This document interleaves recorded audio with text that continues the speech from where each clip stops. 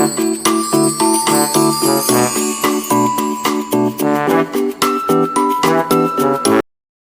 Everyone, शिक्षा क्रांति channel में आपका स्वागत है। आज हम करेंगे वर्कशीट मैथ्स की। तो आज हमने जो कौन से जो टॉपिक लिए हैं उन पे पहले बात कर लेते हैं। देखिए, सैकड़े पर आए अंक का गोला लगाओ, तो इससे हमें किसका इकाई, दहाई और सैकड़े का ज्ञान होगा। उसके बाद मिलान करो। मिलान में हमने क्या है, इधर कुछ शेप्स ली हुई है और इधर उनके नाम लिखे हैं, तो उनको शेप से उनके नाम से मिलाना है। आगे दिए खालिस्तान भरो, तो यहाँ पे जो 687 आगे इस प्रकार जो बीच की गिनती है उनके बारे में बच्चों को ज्ञान होगा। नंबर 4 पर लिए हमने हल करो। इसके अंदर देखिए जोड़, घटा, जोड़, गुना, भाग, घटा, इनके सवालों को करना है, जिससे इन सब का रिवीजन होगा। संख्याओं को बढ़ते क्रम में लिखिए, ये अगला हमारा टॉपिक है। और प्रसारित संकेतन में लिखिए कि कौन सी संख्या में कितनी इकाई, कितनी दहाई और कितने सैकड़े है। और आखिर में फिर हल करो, जिसके अंदर एक जोड़ और एक घटा का सवाल है। तो चलो शुरू करते हैं आज की वर्कशीट। तो आज की वर्कशीट में सबसे पहले क्या दिया है, सैकड़े पर आए अंक पर गोला लगाओ। हमें संख्याएं दी हुई है, उनमें हमें सैकड़े के स्थान पर जो अंक आया है उनके ऊपर हमें गोला लगाना है।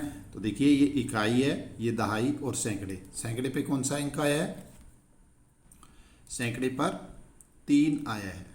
कौन सा अंक है, 3। इसी प्रकार इसमें इकाई, दहाई और सैकड़ा। सैकड़े पर यहाँ पर भी 3 है, इकाई, दहाई, सैकड़ा, तो सैकड़े पर 1 है, इकाई, दहाई, सैकड़ा यहाँ पर 2, इकाई, दहाई, सैकड़ा यहाँ पर 0 है, और इकाई, दहाई, सैकड़ा। तो सैकड़े का मतलब क्या होता है बच्चों, 100। तो ये देखिए 3 सैकड़ा, इसका मतलब यहाँ पे क्या हुआ, 3 का मान कितना है, 300। यहाँ पर भी 300, और यहाँ 1 है तो 100, यहाँ 2 है तो 200, और यहाँ 0 तो कोई मान नहीं है, और 4 है तो 400। तो ये सैकड़े का मान हुआ। उसके बाद में हमें मिलान करो। मिलान करना है, इधर हमें नाम दिए वर्ग, आयत, वर्ग, त्रिभुज और शंकु। सामने इनकी शेप्स दी है, परंतु हमें मिलाना है कि कौन सा वर्ग होता है, कौन सी आयत होती है। तो देखिए वर्ग क्या होता है, जिसकी चारों भुजाएं समान हो और प्रत्येक कोण 90 डिग्री का हो। तो देखिए इसमें से कौन सी आकृति है जिसकी चारों भुजाएं समान है, ये है जिसकी चारों भुजाएं समान है, तो ये वर्ग है, और इसका प्रत्येक कोण 90 डिग्री का भी होता है। तो ये वर्ग, इसको हम इससे मिला देंगे तो साथ में हमें ये भी पता चलेगा कि वर्ग क्या होता है, जिसकी चारों भुजाएं समान हो और प्रत्येक कोण 90 डिग्री का। उसके बाद आयत। आयत में क्या होता है, आयत वो आकृति होती है जिसकी आमने सामने की भुजा समान हो। तो देखिए इसमें भी आमने सामने की भुजा समान है, परंतु ये क्या है, वर्ग है, क्योंकि इसकी चारों भुजाएं समान है। आयत में जरूरी नहीं होता कि चारों भुजाएं समान हो आमने सामने की। तो देखिए इनमें किसी में भी आमने सामने की भुजा समान नहीं है, यहाँ पे इसकी आमने सामने की भुजा समान है। तो ये क्या हुआ, हमारी आयत। वृत्त। वृत्त क्या होता है, वृत्त एक सर्कल, तो ये वृत्त है। उसके बाद त्रिभुज, जैसे नाम से पता चल रहा है, त्रि का मतलब 3 और भुज का मतलब भुजा, जिसकी 3 भुजा है। तो देखिए यहाँ पे कौन सी आकृति है जिसकी 3 भुजा है, ये। तो ये हमारी त्रिभुज है। उसके बाद शंकु। शंकु क्या होता है, हमने आइसक्रीम खाई है, तो आइसक्रीम का जो कीप होती है वो शंकु आकार होती है। तो देखिए ये है, वो शंकु है। उसके बाद चतुर्भुज। चतुर्भुज कोई भी 4 भुजाओं की आकृति। तो देखिए ये हमारे पास एक आकृति है जिसकी 4 भुजाएं हैं, तो ये हुआ हमारा चतुर्भुज। अब देखिए बच्चों, ये भी हमारा चतुर्भुज है, ये भी चतुर्भुज है, परंतु इनकी खास विशेषता है, इसलिए ये वर्ग है, ये आयत है, और ये इसकी कोई विशेषता नहीं है, सिर्फ इसकी एक विशेषता है कि इसकी 4 भुजाएं, इसलिए ये चतुर्भुज है। चलो आगे चलते हैं। प्रश्न नंबर 3, खालिस्तान भरो। तो यहाँ पे क्या दिया है, 687, यहाँ पे 689। तो 687, 688, 689 और 690, 223, 224, 225, 226, 338, 339, 340, 341, 462, 463, 464, 465, 530, 531, 532 और 533। चलो नेक्स्ट क्वेश्चन। देखिए इसमें हमें क्या करना है, हल करना है। 40 प्लस यहाँ खाली स्थान दिया है आगे 56 की, 40 में हम क्या जोड़ें कि 56 आ जाए।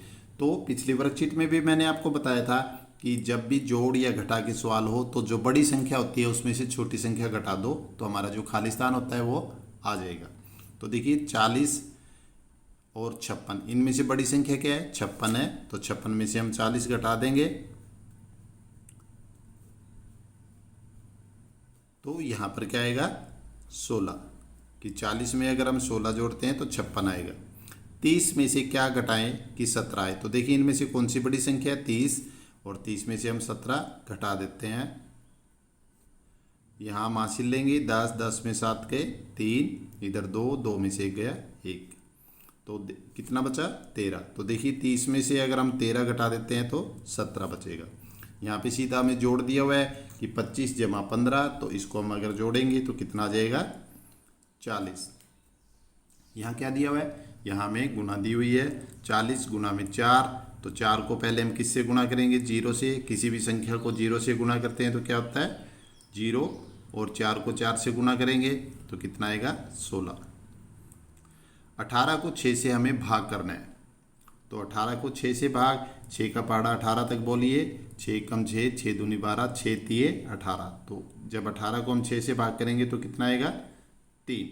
अब फिर हमें एक घटा का सवाल दिया है कि 36 में से क्या घटाएं कि 22 आए। तो बड़ी संख्या 36, इसमें से 22 माइनस कर देते हैं, तो 6, 6 में 2, 4, 1, तो कितना आएगा 14। अगला है संख्याओं को बढ़ते क्रम में लिखो। संख्याएं हैं उनको हमें बढ़ते क्रम में लिखना है। तो बढ़ते क्रम को और क्या कहते हैं बच्चों, बढ़ते क्रम को कहते हैं आरोही। तो इसको आरोही क्रम में लिखना है। तो सब बढ़ते क्रम में सबसे पहले हमें छोटी संख्या लेनी होती है। तो इनमें देखिए सबसे पहले छोटी संख्या, छोटी संख्या, छोटी संख्या कौन सी है, छोटी संख्या 37 है। इसके ऊपर हम गोल दायरा लगाएंगे और यहाँ लिखेंगे। फिर अब 3 है, 3 में सबसे छोटी संख्या 46। अब हमारे पास 2 संख्याएं बची है, इनमें छोटी संख्या 62 और फिर 84। तो ये हुआ हमारा बढ़ता क्रम। अब आगे चलते हैं। इनमें सबसे छोटी, सबसे छोटी, सबसे छोटी, सबसे छोटी 29। अब 3 संख्याएं बची, इनमें सबसे छोटी 40। 2 संख्याएं बची, इनमें छोटी 57 और आखिर में 72। ये संख्या है, इनमें छोटी छोटी छोटी छोटी कौन सी होगी, छोटी 36। अब तीनों में छोटी 54। अब 2 संख्या है, इनमें छोटी कौन सी है 61 और आखिर में 82। अब 72, 36, 42, इनमें सबसे छोटी 36। अब 3 बची है, इनमें 42 और 72 और 67 में से 67 और आखिर में 72। आगे चलते हैं। आगे हमें दिया हुआ है प्रसारित संकेतन में लिखो। प्रसारित का मतलब इकाई, दहाई और सैकड़े की जो वास्तव में उनकी कीमत होती है वो लिखना है हमें। तो सबसे पहले देखिए 6 इकाई है, इकाई 1। दहाई कितनी है 3, तो दहाई 10 होती है, 10 3, तो 3 दहाई कितनी हो जाएगी 30। और सैकड़ा कितना है 4, सैकड़े का मतलब होता है 4, तो 400 कितना होता है 400। इसी प्रकार इकाई 6, दहाई 9 और सैकड़ा 3। इकाई 6, दहाई कुछ भी नहीं दे रखा है 0 और सैकड़ा 4, तो 4 सैकड़ा मतलब 400। आखिर में हमें एक जोड़ का सवाल दिया है और एक घटा का। तो इनको हम जोड़ते हैं 3 और 1 4 और 3 7, 8, 4 12 और 5 17,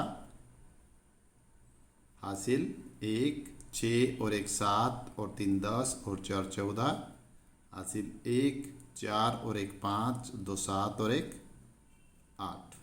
अब हम घटा का सवाल करते हैं। 7 7 में से 5, 2 6 में से 4, 2 4 में से 2, 2 8 में से 4 4। तो आज हमने वर्कशीट में कुछ टॉपिक को हल किया है। इन्हीं से संबंधित आप अन्य प्रश्न भी बना सकते हैं। आज बस इतना ही। अगली वीडियो तक बाय बाय।